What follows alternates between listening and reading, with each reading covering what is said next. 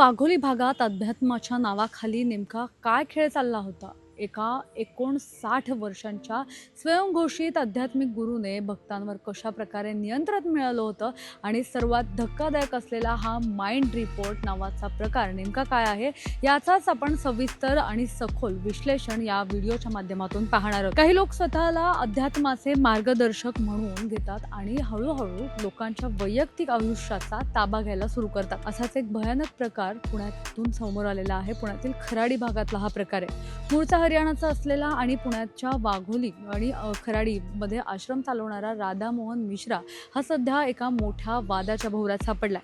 गेल्या अनेक वर्षांपासून माणसाने वाघोलीतील उबाळे नगर भागामध्ये एका बंगल्यात आपलं साम्राज्य उभं केलं होतं. महाराष्ट्र आणि इतर राज्यातून अनेक सुरक्षित वेगवेगळ्या पार्श्वभूमीचे लोक आकृष्ट झाले होते आणि लोकांना वाटायचं की याच्याकडे काहीतरी दैवी शक्ती आहे, आपल्याला कौटुंबिक आणि आर्थिक वैयक्तिक अडचणी ज्या आहेत तर त्या चुटकीसरशी सोडून देईल आणि याच श्रद्धेमुळे ते सगळे लोक त्याच्याकडे जात होते. या सगळ्या भक्तीच्या नावाखाली जी फसवणूक सुरू होती याचा पर्दाफाश झाला आणि आता यामध्ये आणखी एक विचार करायला लावणारी गोष्ट म्हणजे हा माइंड रिपोर्ट. आता तुमच्या मनात विचार आला असेल की नेमका काय, तर सोप्या भाषेत सांगायचं तर हा तुमच्या डोक्यात चाललेल्या विचारांवर पाळत ठेवण्याचा एक मार्ग होता. यामध्ये आश्रमातील भक्तांना त्यांचे रोजचे विचार आणि त्यांच्या भावना, ते दिवसभरात काय करतात आणि कोणाकोणाला भेटतात या सगळ्याची अगदी बारीक सारीक माहिती घेऊन लिहून द्यावी लागायची.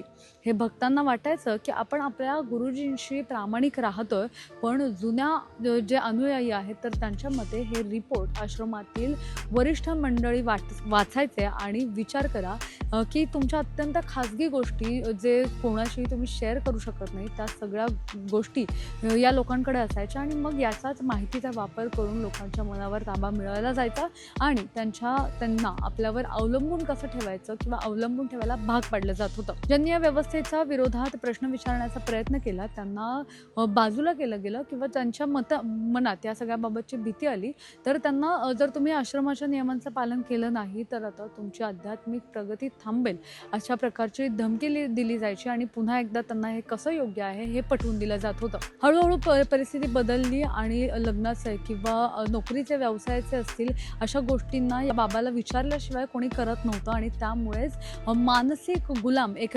प्रकारे हे सगळेजण या बाबाचे झाले होते.